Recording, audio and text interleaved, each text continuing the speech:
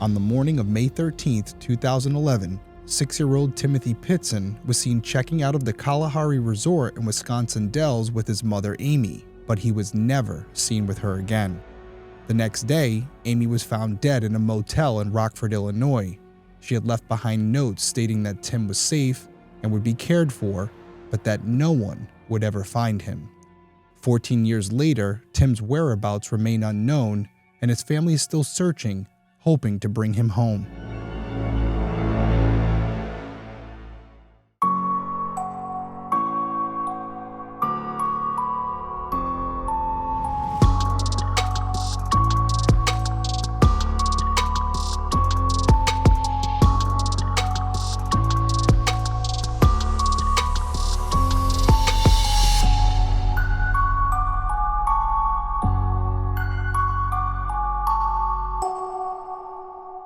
Hey everyone, welcome back to Detective Perspective.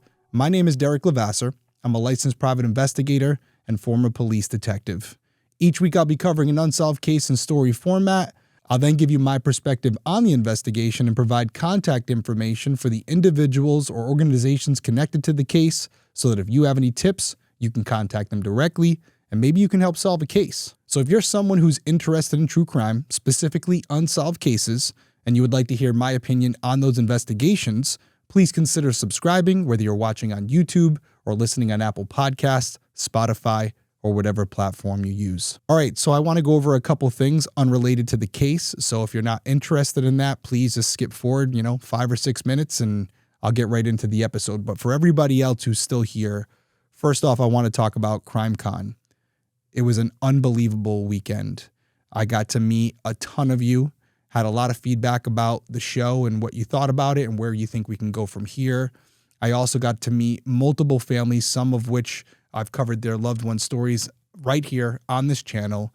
I got to meet Megan Trussell's parents, Joe and Vanessa. And in fact, after meeting with them, hearing about the story again in person and seeing where it was right now, we actually did a Crime Weekly News Live, Stephanie and I, and covered her case right there on the spot with Vanessa in the audience. And she actually got up a couple times and gave some comments and filled in some blanks for the audience and got a standing ovation at the end of the episode. In fact, I was so inspired this was not planned. Right in the middle of the podcast, she had mentioned that I had promised $1,000 to match their $1,000 reward.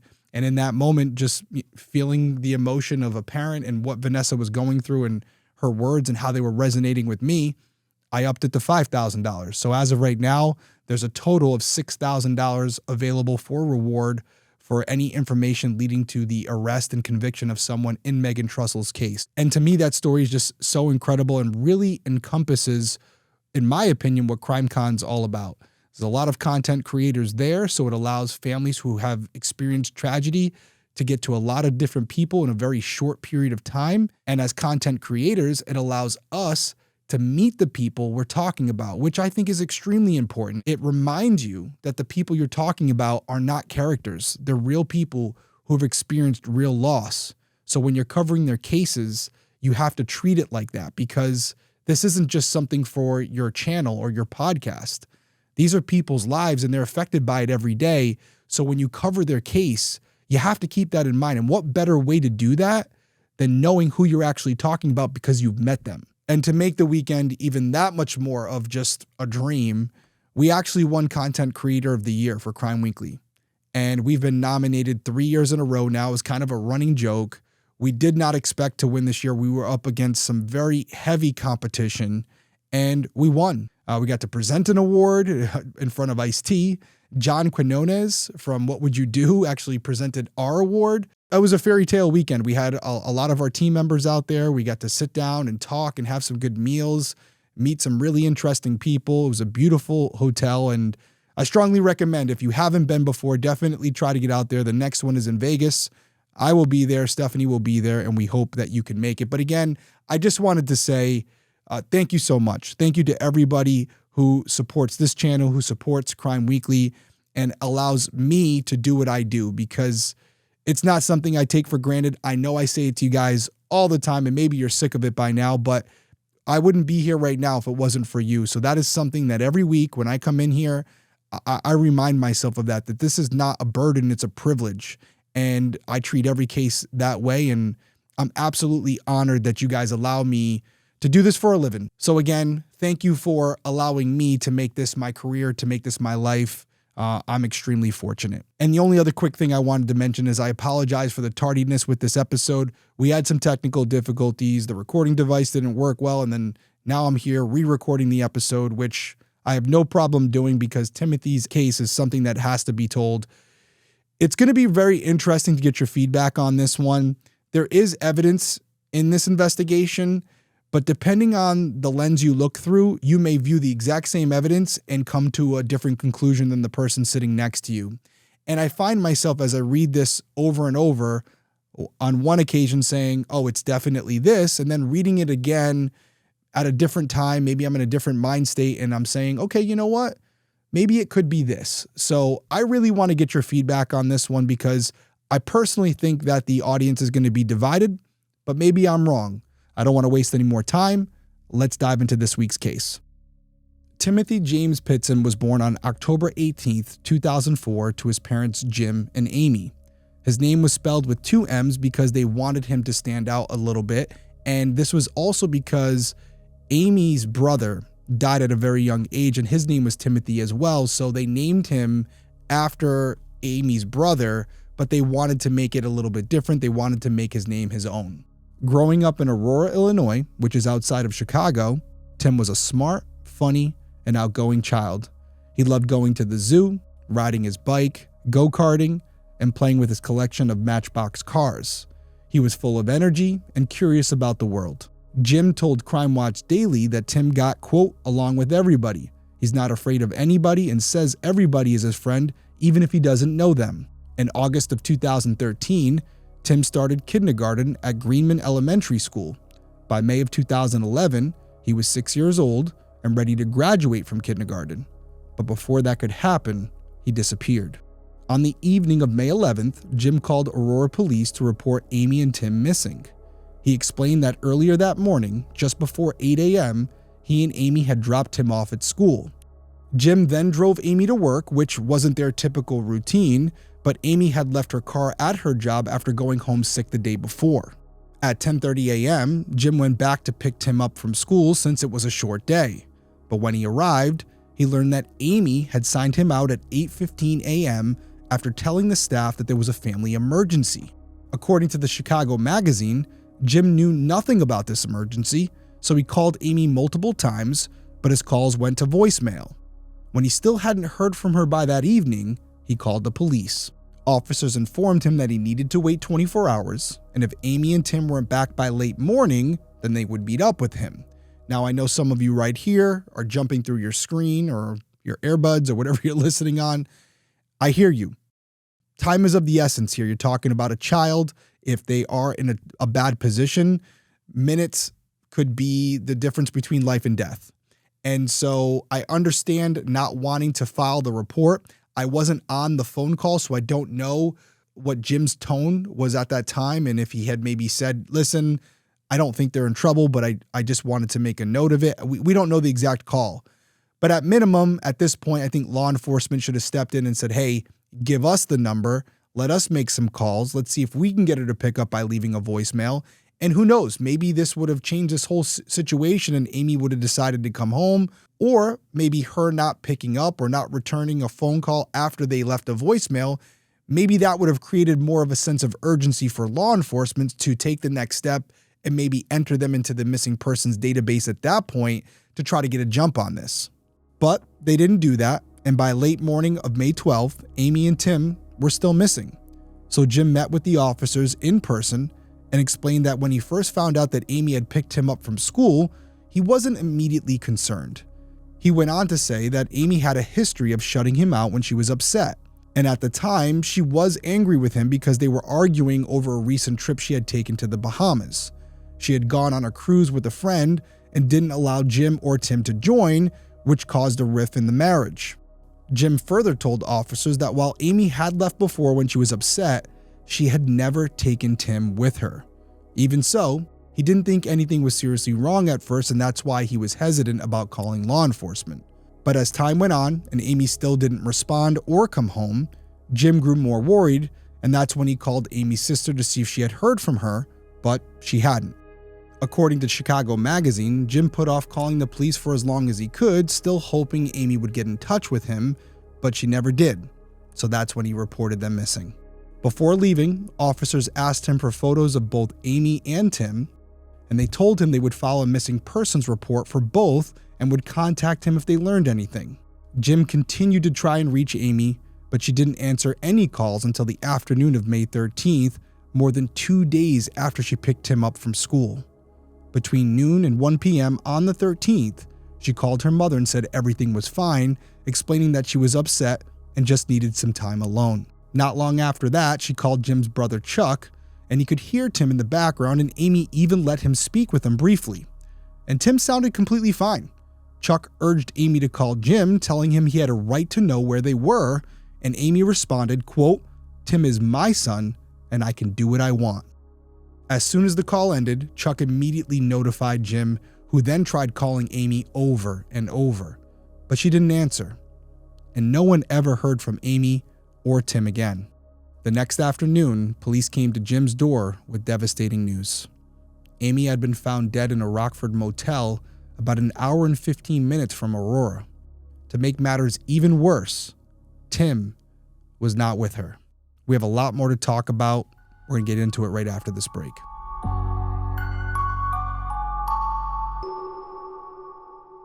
Your nighttime bedroom temperature has a huge impact on your sleep quality. If you wake up too hot or too cold, I highly recommend you check out Miracle Made's bed sheets. Miracle Made sheets are inspired by NASA and use silver-infused fabrics that are temperature regulating so you can sleep at the perfect temperature all night long. Traditional bed sheets can harbor more bacteria than a toilet seat.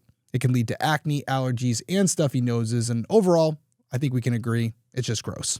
Miracle Made offers a whole line of self-cleaning antibacterial bedding such as sheets, pillowcases, and comforters that prevent up to 99.7% of bacterial growth and require up to 3 times less cleaning. So yes, these sheets are temperature regulating, self-cleaning, and most importantly, extremely comfortable. I would even say luxuriously comfortable, but without the high price tag of other luxury brands, and feel just as nice, if not nicer, than some of the sheets I've slept on in 5-star hotels. So head on over to trymiracle.com/detective to try Miracle Made sheets today.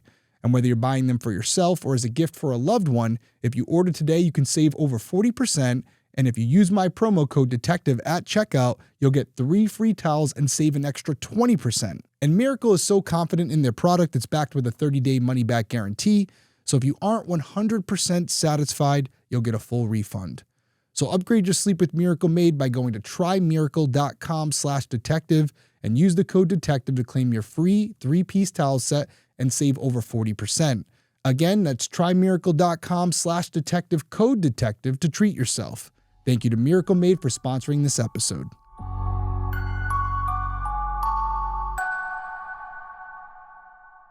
All right, so we're back, and as officers are talking to Jim at his home, they explain that Amy had checked in late the night before between 11:15 and 11:30 p.m. And at the time, she was alone. And then just after noon the next day, a maid entered the room to clean it, and that's when they found her body. And I do want to give a little bit of a warning here. If anybody is sensitive to talking about suicide or would rather skip this part, completely understand. I'm going to go through a few details here. It's not too graphic, but still, if it's something that you'd rather not hear or watch, just fast forward about 30 seconds and we'll be through it. So when police entered the room, they found a box cutter under the bed, and they determined that Amy had used it to cut her wrist and her neck. And from what I also found, she may have taken some pills before cutting her wrist and cutting her neck. And they did later do some testing of that box cutter and confirm that the blood on it belonged to Amy and nobody else, not Tim or any other unidentified people. In addition to the box cutter, police also discovered Tim's child identification card along with a suicide note. Now, the full letter has never been released, but parts of it have been shared publicly. What we do know is that Amy apologized to the motel staff for the, quote, mess she created. She also sent letters to her mother and her friend she had recently traveled to the Bahamas with. These letters also haven't been released in full, but some details have been shared. Amy wrote that she never felt like she belonged in the world. She said, quote, "I felt for a long time that I belonged with Timothy, but in the end, that wasn't even enough, and I need to go." In both letters, she insisted that Tim was okay, and to her mother, she wrote, quote, "I've taken him somewhere safe. He will be cared for, and he says that he loves you. Please know that there is nothing you could have said or done that could have changed my mind." You know, this is really sad. I know on one hand, we're talking about Amy taking a young child and at this point not knowing if he's dead or alive. On the other hand, I think about her and her mindset at the time, and I do believe what she's writing in this letter for the most part is true, especially about not feeling like she belonged in the world. And I can't imagine being in that headspace where you think like the only way to fix this is to end your own life. But it happens all the time, and suicide's becoming more of a problem every single day, especially with the things going on in our world today. I think a lot of people feel depressed and a lot of people feel lost. So I try to separate the two here because on one hand, I don't agree with Amy's decision to take Tim away from Jim. On the other hand, I'm compartmentalizing it and thinking about how Amy was feeling. And regardless of what happened, I wouldn't want anybody to feel that way. It sounds like a horrible place to be in. So that's the conundrum I'm in right now, because on one hand, I want to know more about Tim. On the other hand, I'm thinking about Amy and the fact that she felt this was the only way. As you can imagine, Jim's trying to process all of this and he's stunned to learn that his son is still missing. However, he could believe that Amy had taken her own life, and so could her family. You see, Amy had battled severe depression for years before Tim was born, and she had attempted suicide twice. After the second attempt, she was prescribed medication for anxiety and depression. She also found out that she was pregnant with Tim, and for her, the pregnancy felt like a sign that she was meant to live. Her sister told Chicago Magazine that having Tim changed everything. She said, quote, "It was like all of a sudden her life had meaning. Being a mother gave her purpose, and her depression improved drastically." Friends and family said Amy was infatuated with Tim. Jim said she, quote, "just adored that little boy, and he just adored her. He was the apple of her eye, and they were inseparable." As Tim entered school and became more independent, it seemed like Amy's depression returned. She was still loving toward Tim, but her marriage with Jim became more strained. Arguments grew more frequent, and when things got bad, Amy would just shut Jim out and spend time away from home. On top of that, in the weeks before she and Tim disappeared, Amy had stopped taking her medication. Obviously, that was a serious concern because without it, she wasn't herself. Jim told Chicago Magazine, quote, "She'd act real funny, big highs and lows. She would become really emotional." And as far as I can tell, Jim also learned that she was talking to her ex-husband as well. She had been married multiple times, I believe 4 times, and Jim had found some correspondence between her and her ex-husband where they were making plans to potentially hang out when Jim was away. So this was also something that was a strain on their relationship because I believe Jim had confronted her about these conversations. So as you can see, there was a lot going on leading up to this incident, but at this point in the story, nobody knows where Tim is, and that's what's most important here. So investigators working to find Tim, they processed the motel room for evidence, but Amy's phone wasn't there. It was eventually recovered, but it wasn't until years later, and it had been discarded off a highway. And as far as I can tell, unfortunately, nothing useful came from it. I don't know if they couldn't recover the data off of it, if the phone had been scrubbed prior to them finding it, or if it was so badly damaged they couldn't even turn it on. Or did they get into the phone? Did they pull everything off of it and it was just nothing there of value? I have a hard time believing that if the phone had been discarded and it wasn't scrubbed beforehand, you would expect to find something on there. So I tend to lean towards the theory that they found the phone, they tried to extract the data, but unfortunately they were unsuccessful. The Charlie Project also reported that Tim's Spider-Man backpack, along with his toys and clothes, were also missing from the room and have never been found. Now that detail gave police hope that Tim was still out there and he was still alive. Amy's Ford Expedition was parked outside the motel, and the car was visibly dirty with plants and weeds stuck underneath it. Tim's car seat wasn't inside, and at first investigators hoped Amy had given it to whoever she possibly left Tim with. But unfortunately, they later learned that Tim's grandmother was actually in possession of the car seat, and she had been holding onto it for about a week before he went missing. In the backseat of Amy's expedition, investigators found a concerning amount of blood. But according to NBC, Amy's family told investigators that the blood was most likely from a severe nosebleed Tim had suffered in the car not long before he disappeared. And I will say that the blood was confirmed to be Tim's. It's dried blood. They can't determine how long it had been there. If they're saying it's a nosebleed, then I have to believe them. But I will say having that amount of blood in the backseat under these conditions, to me, it's still concerning. And I do want to say that the family did insist that Amy would never hurt her son. And everyone who knew her agreed with this notion. But I also think before this incident, they probably all would have said that she never would have taken Tim and just vanished for 3 days without telling anyone where she was taking him. And then she would take her own life, leaving everybody to wonder what happened to Tim. I also don't think they would have said that. So considering the situation that we're currently in, I respect their opinions on the matter that she would never hurt Tim. But based on what we know so far and based on the fact that we can't find Tim, I just can't sit here and objectively rule out that possibility. So with Amy dead and 6-year-old Tim still missing, Aurora police brought in the FBI, the U.S. Marshals Service, and several other agencies to help with the investigation. They began piecing together a timeline of Amy and Tim's last movements. So here's what we know. On May 11th, Amy picked Tim up from school at around 8:30 a.m., and by 10 a.m., she had stopped at an auto repair shop to have some work done on her SUV before the long drive she had planned. While the car was being serviced, a mechanic dropped them off at Brookfield Zoo, one of Tim's favorite places. They returned at 3 p.m. to pick up the SUV, and then they drove north to Key Lime Cove Water Resort. The next morning, May 12th, Amy and Tim drove about 2.5 hours to Kalahari Resort in Wisconsin Dells.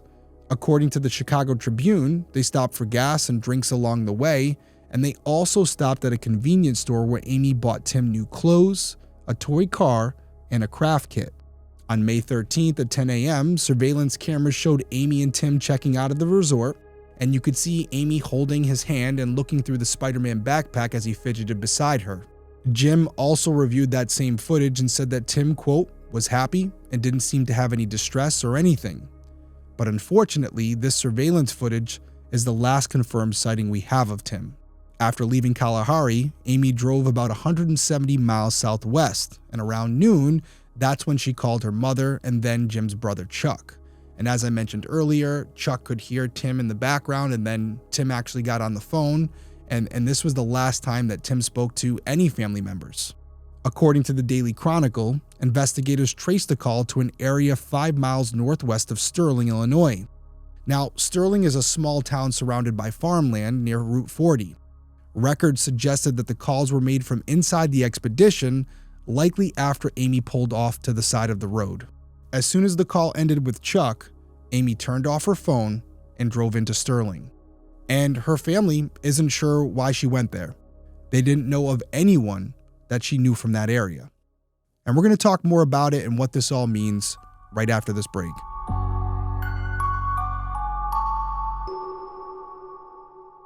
In every true crime story, it's the little details that give someone away. A receipt, could be a phone ping, or a habit they just couldn't hide. So here's a question for you.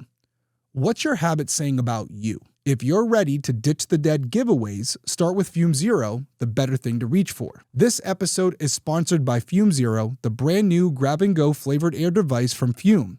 And here's why it's different. It's affordable. Just $24.99 for a sleek, pre-filled device, no commitment, no refills, no batteries. It's completely clean, zero nicotine, zero vapor, just natural plant-based flavored air. And it's the first truly easy way to try the good habit. With 6 bold flavors and 10 days of use, Zero makes it simple to start. So take zero chances with Fume Zero today, available for just $24.99. All you have to do is head over to tryfume.com, that's tryfum.com, to start with Zero.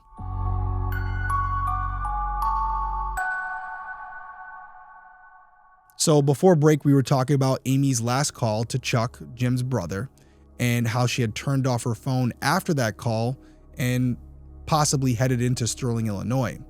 And as the family said, they don't know of anyone that Amy knows in Sterling. There's no landmark that she had been to before that she would want to visit. There's no residence that she had visited that she might want to go back to. It's not really a sightseeing place. So to this day, nobody knows the connection between Amy and Sterling. But when investigators checked Amy's iPass, which is like her toll pass, they learned that she had taken 2 secret trips to Sterling in the months before Tim disappeared. And as you would expect, investigators considered the possibility that she had been scouting this area, possibly looking for a location and a potential time to hand Tim over to someone she trusted. And those 2 trips became one of the few solid leads investigators still have in this case today. Because as I sit here right now, we still don't know the connection between Sterling and Amy. What does it mean? According to her friends, she didn't know anybody out there. It's farmland. There's not a lot out there to go visit, to do. So why was she up there on 2 separate occasions? Was she meeting someone? Had she already met someone who lived in that area? Or, as investigators have hypothesized, was she looking at this location for a potential meetup point?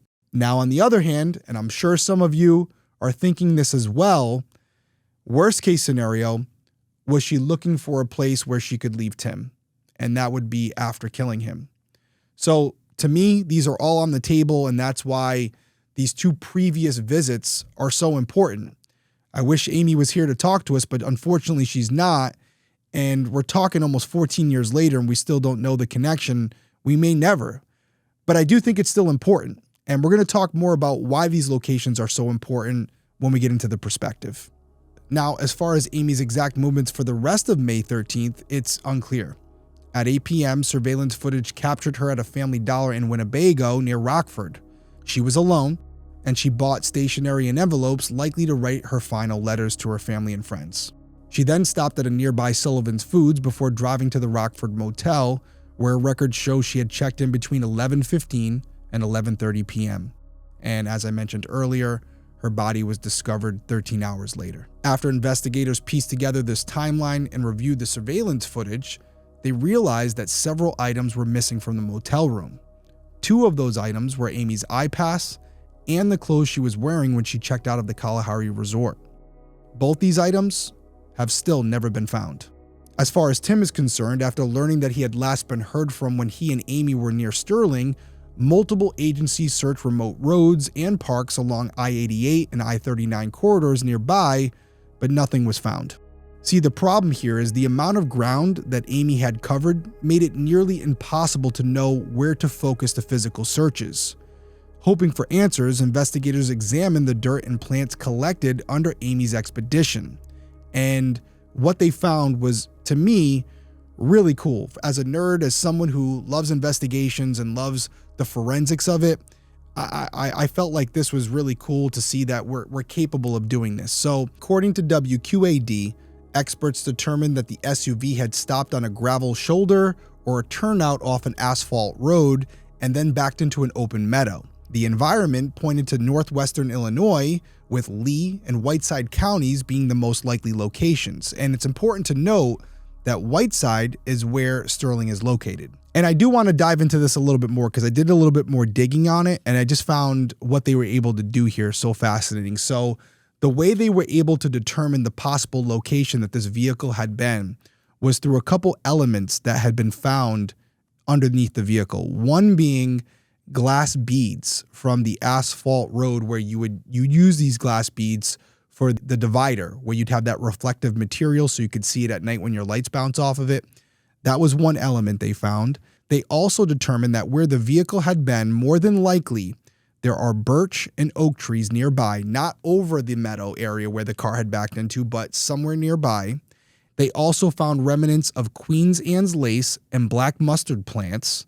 And they believe that because of these items being found underneath the car, more than likely the location where this vehicle backed into potentially had water nearby, maybe a stream or a pond. So again, I think that's pretty cool how they're able to take the elements found underneath the vehicle and track it back to a specific location. But overall, I've also seen that even with these elements, it doesn't really narrow down the search pool too much because there are multiple areas that would check off this criteria.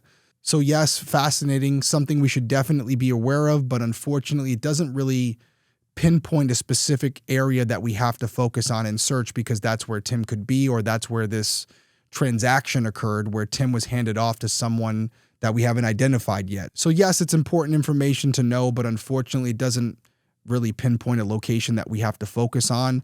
But I still think it's extremely valuable because if we do end up tying this to something else, another person or a potential landing spot for where Tim might be currently, if that location happens to check these boxes, it makes that potential information or that lead that we have that much more credible. So something you definitely want to keep in your pocket and you want to be aware of. So the investigation pushed forward, but as the years passed, no trace of Tim was discovered. Still, the family held on to their belief that he was still alive.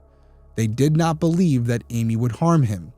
Instead, they believed that she had left him with someone between the phone calls she made and the time she checked into the motel. And the case was pretty stagnant until 2019 when there was an apparent break in the case. You see, a 14-year-old boy from Kentucky claimed that he was Tim Pitzen, saying that he had escaped his kidnappers who had held him for 7 years. Unfortunately, DNA testing quickly revealed that he was actually 23 years old and he was a man from Ohio with multiple mental health diagnoses. And eventually, Jim Pitzen did speak out about this deception, saying that when he learned that it was all a hoax, he was understandably extremely angry and upset. And in January of 2020, the man who had created this whole hoax pleaded guilty to aggravated identity theft, receiving a 2-year prison sentence with credit for time served and 1 year of probation. By 2021, 10 years had passed and there still had been no confirmed sightings of Tim. Investigators had no evidence that Tim was still alive, but no evidence that he was deceased either. Because of that, they continued to operate under the assumption that he was still out there somewhere. Jim told Chicago Magazine that he remains convinced that his son will eventually be found. He also shared that he had a theory about what had happened, one that he had shared with police, but wouldn't discuss publicly because he didn't want to tip off anyone that was involved. And although he wouldn't go into specific details, he has given a general sense of how he believes things may have unfolded. You see, he thinks that someone raised Tim off-grid in a remote location where he wouldn't have access to news reports about his disappearance. Another possibility that he's explored is that Tim was taken to another country. But no matter what possibility crosses his mind, Jim has never wavered in his belief that his son is still out there somewhere waiting to be found. In May of 2024, 13 years after Tim vanished, the National Center for Missing and Exploited Children released a new age progression image showing what Tim might look like at 19 years old. Jim also shared a message to his son. He said, quote, "Dear Tim, the years apart have been hard. I am so looking forward to us being reunited. There is so much of your young life I have not been able to be a part of while you have been missing. The future is bright, and I look forward to spending time with you and getting to know my son again. Till I see you again, love, Dad." Unfortunately, there have been no other major updates in Tim's case. He remains missing, and his family continues to hold on to the hope that he will be brought home. But until that day comes, they will never stop searching. All right, so let's dive into this perspective, and I'm going to talk about the evidence we have and how it can basically be tied to two different theories. But I want to start with an overall assumption, and I'm hoping that most of us agree with this. Now, if you don't, please weigh in down in the comments. Let me know why you don't agree and why you think it might be something different. But one thing that I'm taking away from Amy's behavior prior to her death is that she had come to the conclusion that she was going to end her life, and she did not want Tim to be with Jim. Now, what that means, we can speculate, but overall, she was going to remove herself from this world, and she didn't want to leave knowing that Tim and Jim would be together. Now, why is that?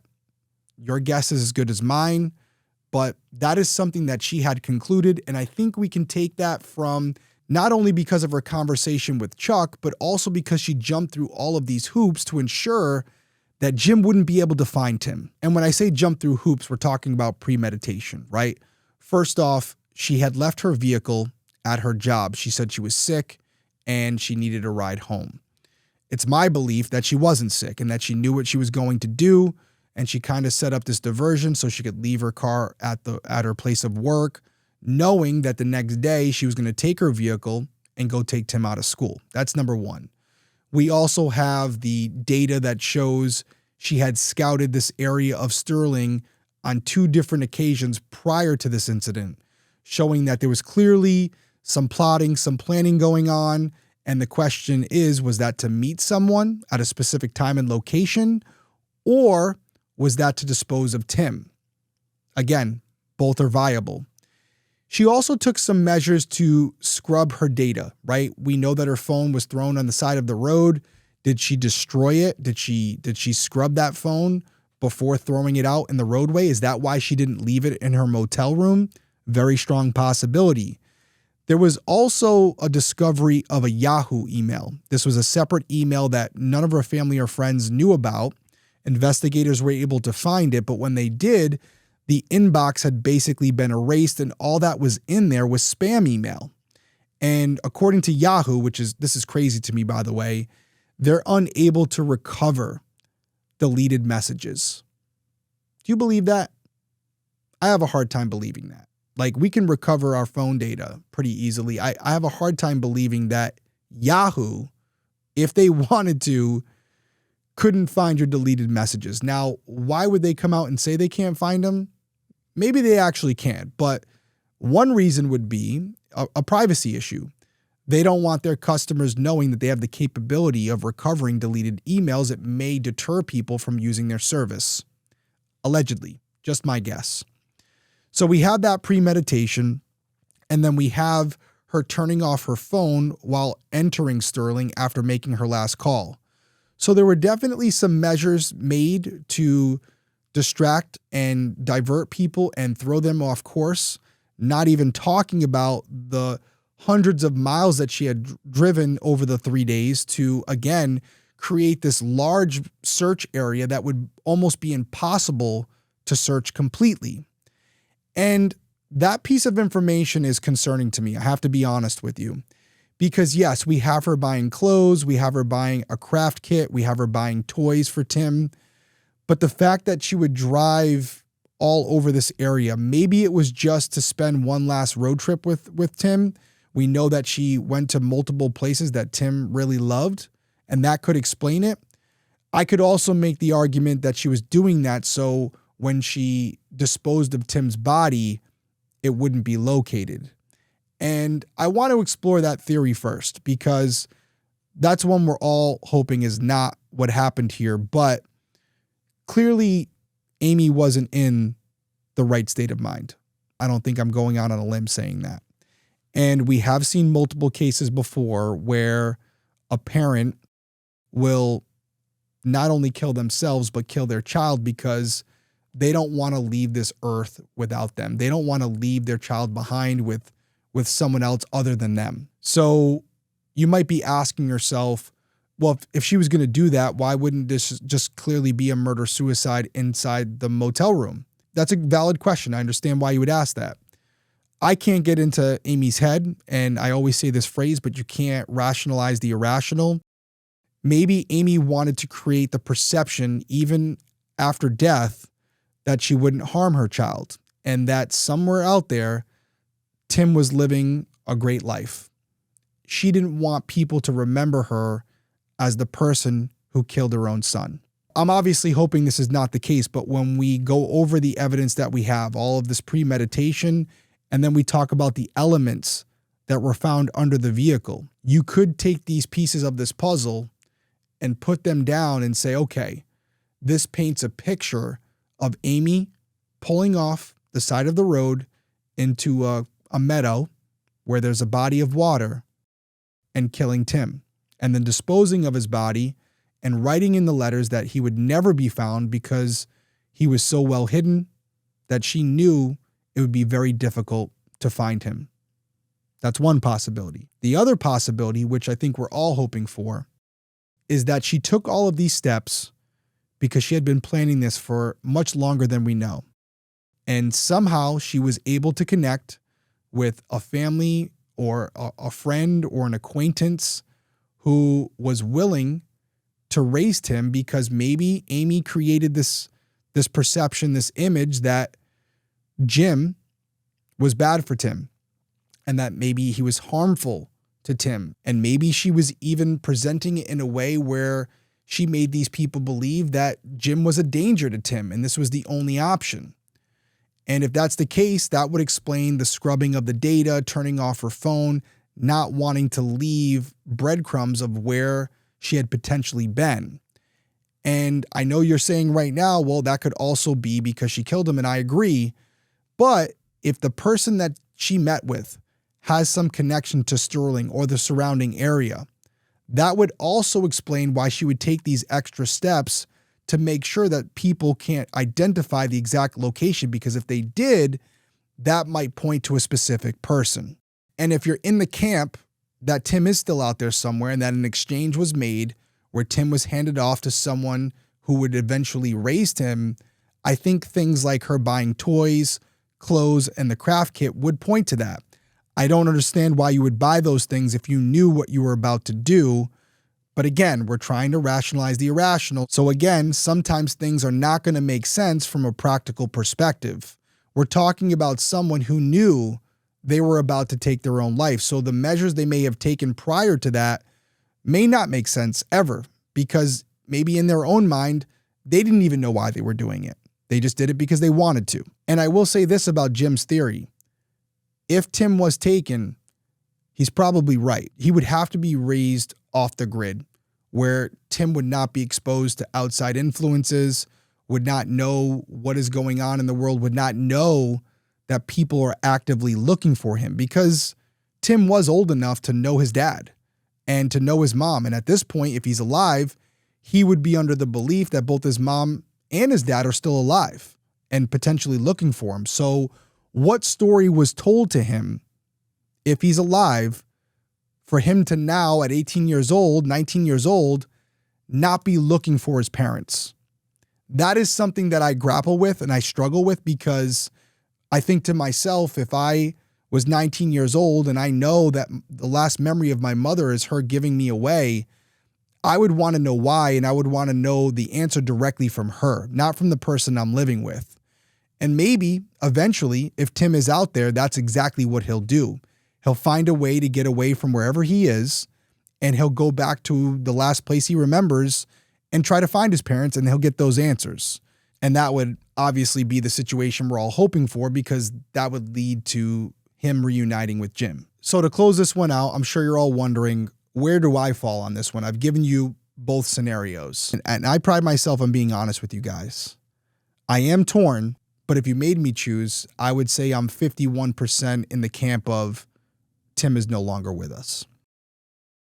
In today's society, with social media being as prevalent as it is, I would think at this point, Tim would be able to make contact, whether that was by phone or through social media or through email or a letter. He was old enough to know who his mom and dad were, and that something happened, because the person he's living with now is not mom and is not dad. I can't imagine a story where eventually, even if his mother told him directly, hey, this is what's happening, you can never contact me again, I think any 18-year-old, 19-year-old would say, you know what? I don't care what she said. I'm reaching out. I want more answers. And yet he hasn't. So maybe he's unable to do so, or maybe he's in such a bubble that he's not even aware of what's going on around him. But again, if you made me choose, I think Amy was going through a really difficult time. And as I said, she was going to exit this world, and she wanted to ensure that Tim would never be with Jim. And what would be the only way to guarantee that? Well, that's if Tim was no longer here as well. But I hope I'm wrong. And if I was absolutely positive about what happened here, I wouldn't be covering it. It's why this case is labeled missing. Because regardless of what I think, and it's only slight one way, that doesn't mean that Tim's not out there. And it doesn't mean that we should stop looking for him. Because If he's going to be found, it's going to take one of you. Investigators have exhausted all resources. They need new leads. And that means one of you have to come forward and get this case going again. So, just to recap, 6-year-old Timmothy Pitzen was last seen on the morning of May 13th, 2011, checking out of the Kalahari Resort in Wisconsin Dells with his mother, Amy. Later that afternoon, Amy made phone calls to her family, and Tim spoke directly to his uncle. That was the last time anyone confirmed he was still with her. The next day, Amy was found dead in a motel in Rockford, Illinois. In her final notes, she said that Tim was safe and would be cared for, but that no one would ever find him. To this day, Tim has never been located, and at the time he disappeared, he was 6 years old, 4 feet 2 inches tall, and about 70 pounds with brown hair and brown eyes. He was last seen wearing green or blue shorts, a brown t-shirt, white socks, carrying a Spider-Man backpack. If you have any information about Tim or his disappearance, please call NECMEC at 1-800-843-5678 or the Aurora Police Department at 1-630-256-5516. My final thoughts, as always, go out to Tim's family, specifically Jim. Jim, the reason I decided to cover this case is because I do think it's still very possible that Tim's out there somewhere. And as a father myself, I would spend every breath that I have left in my body trying to find him. So please don't let my assessment deter you. Like I said, 51%. That means another 49% of me still believes he's out there somewhere. And if there's anything that I can do to assist in this case other than covering it how I just did, just know I'm here for you. And now everybody listening and watching is here for you as well. And I really hope sooner than later, I get a call or an update that Tim has been found and you guys have been reunited. Nothing would bring me more joy. That's going to do it for me, guys. Until next episode, everyone stay safe out there. I'll see you soon.